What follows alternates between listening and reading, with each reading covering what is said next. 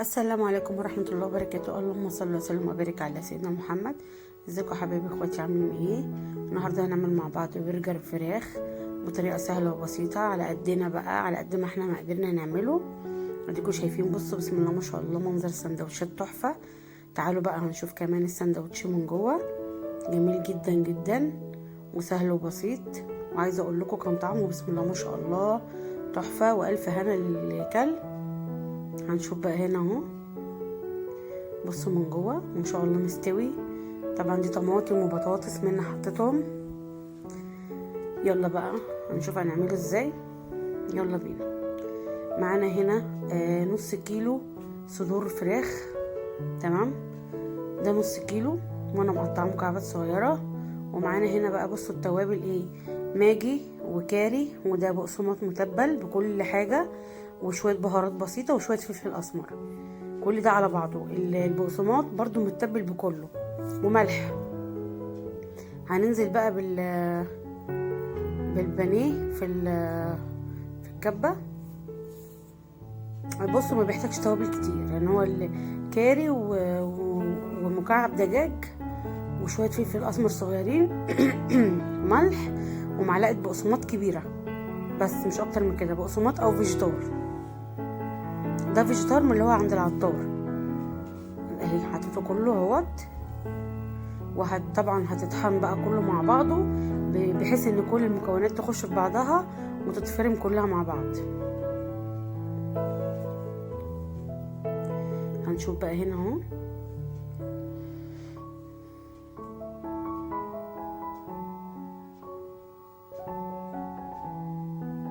هتفرمه اهوت، لازم تنعميه خالص طبعا.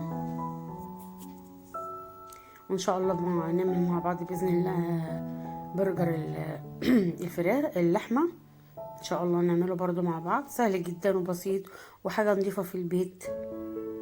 هنا بصوا اهي زي ما احنا شايفين نعمت خالص. هنروح بقى ننزلها في بوله عشان ايه، نبتدي ان احنا نشكلها. نزلناها في البوله زي ما احنا شايفين اهو. بصوا بقى، دي صينيه مدهونه بالزيت، وعندك هناك الطبق اللي انت تشوفيه من شويه فيه زيت، ودي طبعا البرجر. لو انت عايزه تحطي عليها توابل برجر حطي، بس انا بصراحه لما عملتها بالطريقه دي ما احتجتش اي حاجه، كان طعمها تحفه.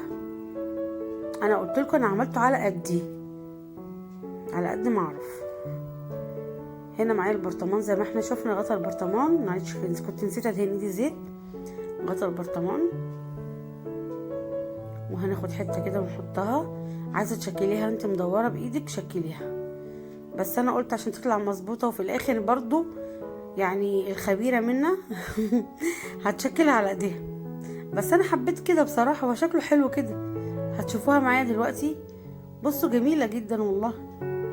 منى كانت فاكراها تكش، بس هو الفراخ ما بتكشش زي اللحمه.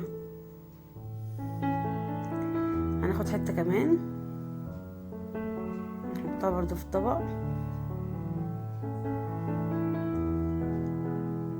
زي ما احنا شايفين كده. بجد جربوا الطريقه دي، حلوه وبسيطه، وان شاء الله هتعجبكم. ايوه، هنطلعها هي كمان دي، تمام كده. بصوا انا عاملاهم مظبوطين ازاي. نروح بقى نكمل الباقي.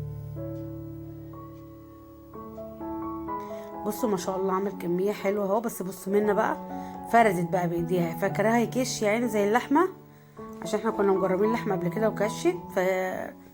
بس ما شاء الله عمل حاجه حلوه يعني. معانا هنا طاسه على النار. طبعا انا لو عندي جريل مش هدهنه الا شعره بسيطه زيت. هي حاطط هنا شويه زيت صغيرين، خافت لحسن ايه يعمل يلزق منها. ان شاء الله ربنا يكرم واجيب الجريل. زي ما احنا شايفين كده، لازم تسخن الطاسه عشان اول ما البرجر ينزل في الطاسه وهي سخنه قوي ياخد صدمه، بحيث ان هو ما ينزلش الميه اللي فيه. زي ما احنا شايفين كده. لا ده منا بتلعب عادي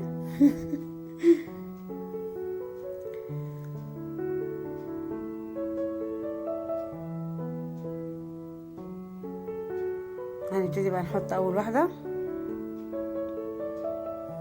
يا ستي انزلي يا الحمد لله نزلت. هننزل بقى واحده كمان معاها اهي.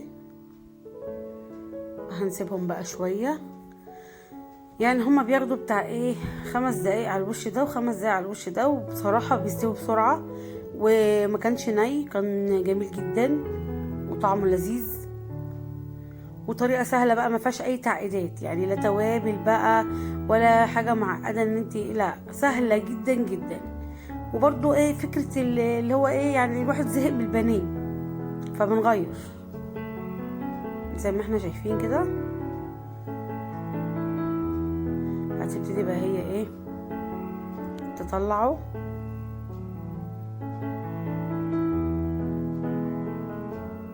لازم يحمر شويه زي ما احنا شايفين اهو. طبعا لا خلصنا بسرعه، شفتوا ايه ده احنا عصر السرعه.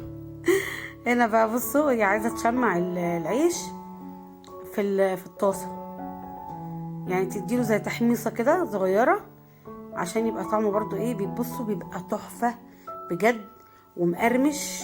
اما بتيجي تحط البرجر فيه وتيجي تقطم القطمه كده بجد بيبقى جميل ومقرمش. يا جماعه انا مش يعني انا عملت البرجر على قدي، فزي ما طلع الحمد لله طلع حلو والله وطعمه جميل، بس ده حاجه على قدي. ابصوا بقول لكم ايه، احنا دورنا على قد ما قدرنا. معانا هنا بقى ايه طماطم وفلفل رومي، وده كاتشب ودي مايونيز، وده كاتشب على مايونيز، ده اختراع منا ماليش دعوه، هي اللي عملت كده.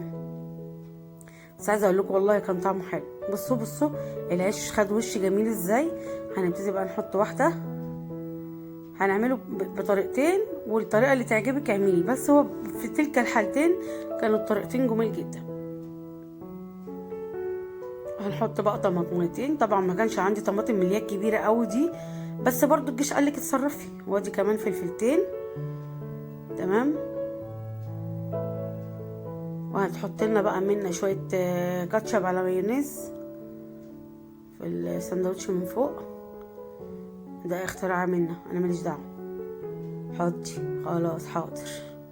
بصوا منظر والله والله العظيم كان طعمه جميل بجد، شجعني ان انا اعمله تاني، وان شاء الله عايزه اعمله وافرزه، يعني عايزه اعمل البرجر وافرزه برضو ينفع في اي وقت.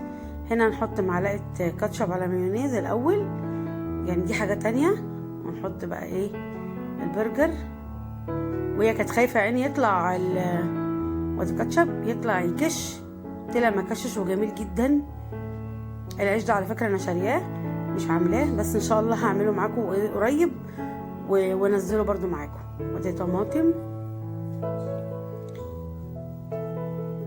وفلفل، الفلفل بيبقى تحفه معاه.